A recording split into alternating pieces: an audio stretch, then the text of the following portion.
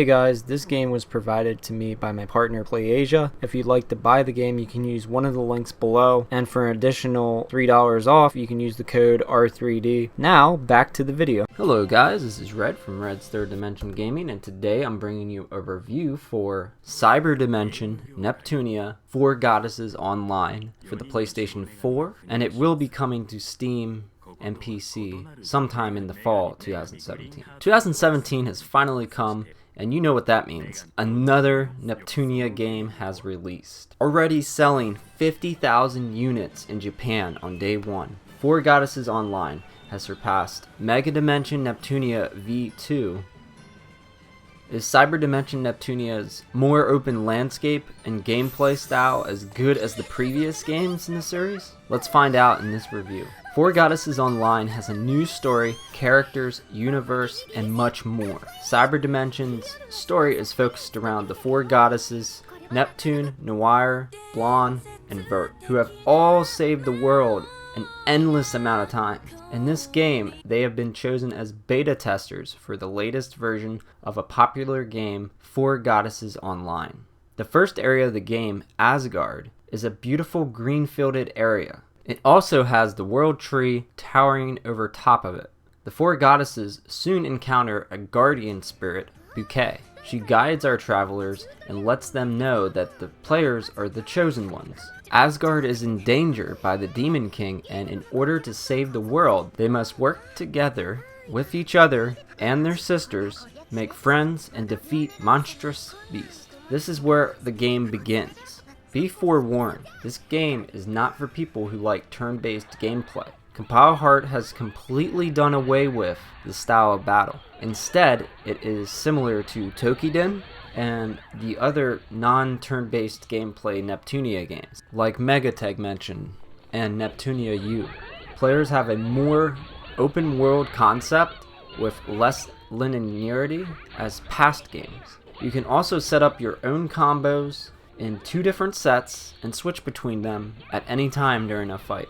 By holding down L1 and a button, circle, triangle, X, or square, you can activate one of your skills that you set up. You can use these skill attacks, use normal attacks, or use an awakening attack.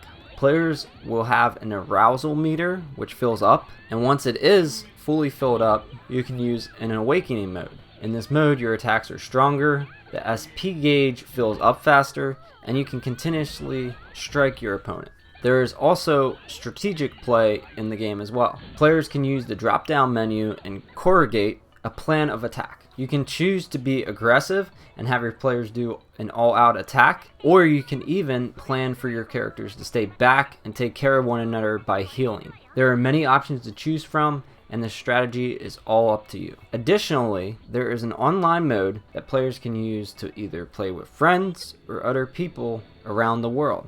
Mostly very high leveled people. Every time I played online, it was like level 200s, and I couldn't even do any damage to the boss that they were fighting because it was very high leveled and I was very low leveled. I think when I first tried playing online, it was like level 40 playing with level 200s, and I died in one hit against the boss. Players can choose to find a server that is open and play with others, or they can start their own. Similar to Bloodborne, players can choose to play with people that are using the same code setup so that no randoms appear. The online is a nice feature and all, but I actually like the setup in Mega Dimensions Online better. Hopefully players will stick around so that you don't end up having to play the online mode by yourself. While in an area, players can also survey the field or their characters.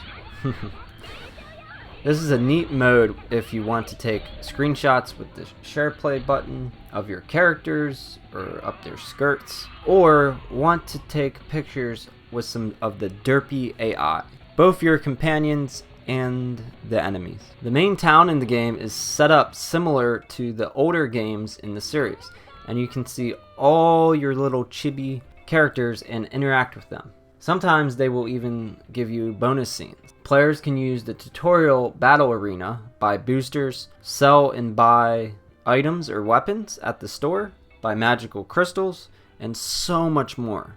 There is a lot to do while playing a level and while in town. Customization is back once again. Players can equip weapons, armor, gems, and accessories. Up to 5 accessories are available to wear at once. There are tons of unlockables, and this provides for more gameplay and exploring. Sometimes unlocking chests while in the battlefield will let you earn new equipment and accessories. There's a large cast of characters in this game.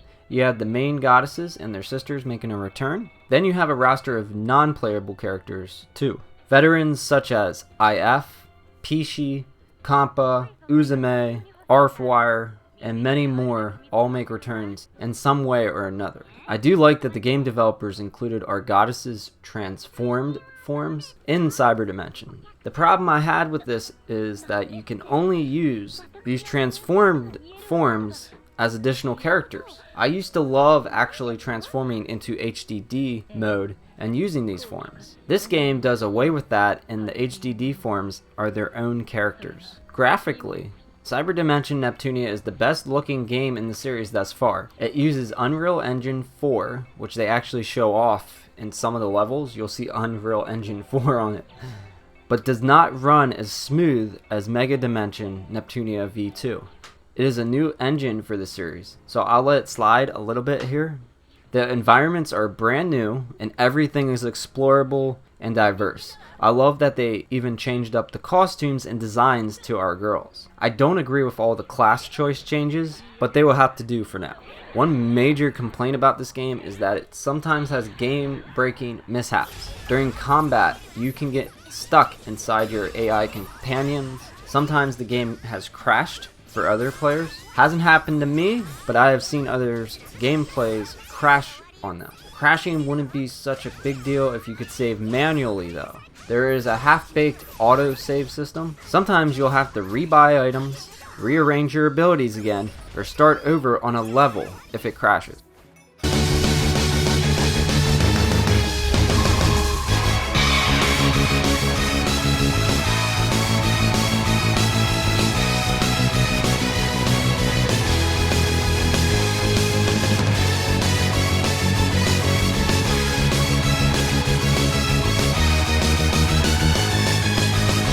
The final thing that I noticed was that some enemy AI will freeze and stop attacking, then they won't be able to be attacked. It only makes good for great selfies. With the latest updates to the game, I haven't noticed any of these problems, so at least the publisher was aware enough by the problem to fix these issues. Hopefully when it comes to North America and Europe, it won't have these problems.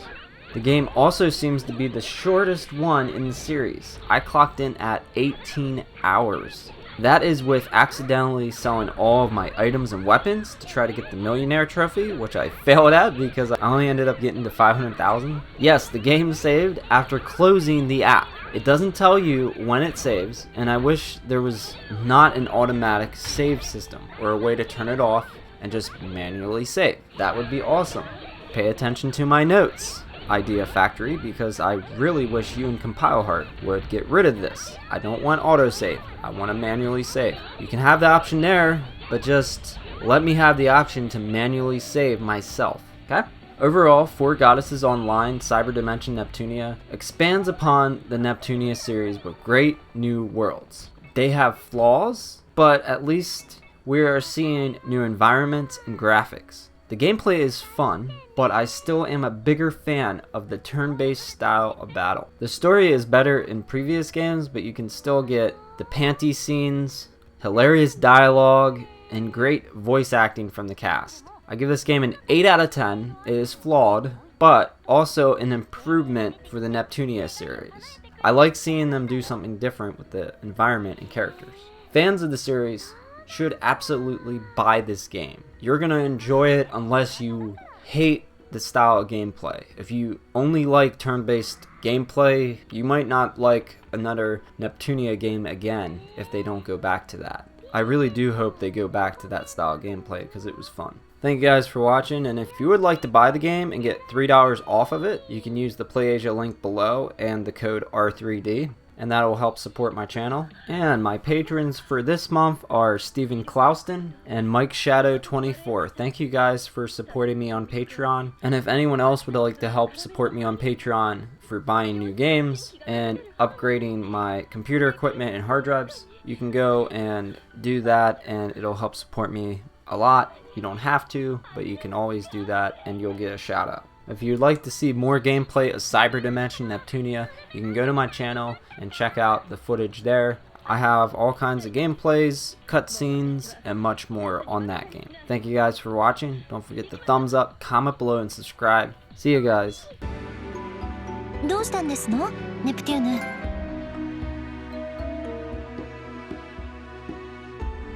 なんか適当に触ってたらカメラが変な感じに。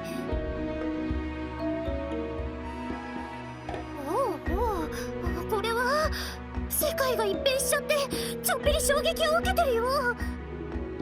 ブランのパンツは司祭っぽく白くて清楚。それに対してノワールのパンツは12秒黒騎士っぽく黒で揃えてて、なんだか大人な感じだね。キャー、ネプテューヌ、あなたどこ見てるのよ。ベールだけレオタードタイプだからスカートの下が見えなくて残念。パン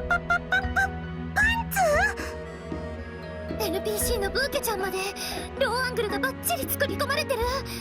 これは職人魂を感じるよ。いけません、そんな。そうだ、座ってしまえば見えないはず。何も見えなくなってしまいましたわ。皆さん、もう少しだけ立っていてもいいんですのよ。ネプテューヌもベールもやめなさい。そうよ、女の子の下着を公衆の面前で詳細に語るだなんてほんと信じられないわ。だってそこにいるノワールもブランもアバターなわけでしょ。つまりこれはパンツであっても下着ではない。無茶なことを言わないで。そんな風に割り切れないわ。私のレオタードは一種の店パンですわね。ノワールはリアルの方がスカートが短いですけれど、あれも店パンということでよろしいんですの？そんなに見えてないでしょ。見えてないわよね。ちょっとなんで誰も何も言わないのよ。ノワールのリアルパンツ事情は置いといて、ブケちゃん、このとってもローアングルのカメラってパンツソムリエ向けの機能なの？違いますですよ。上方向を見るときに必要なもので、臨場感ある世界を冒険者の方々に堪能していただくため実装されておりますです。本当かな。この作り込みは紳士的な人たちをユーザーに取り込むためのものなんじゃ。エラー、禁則事項です。回答できません。なるほど、察しましたわ。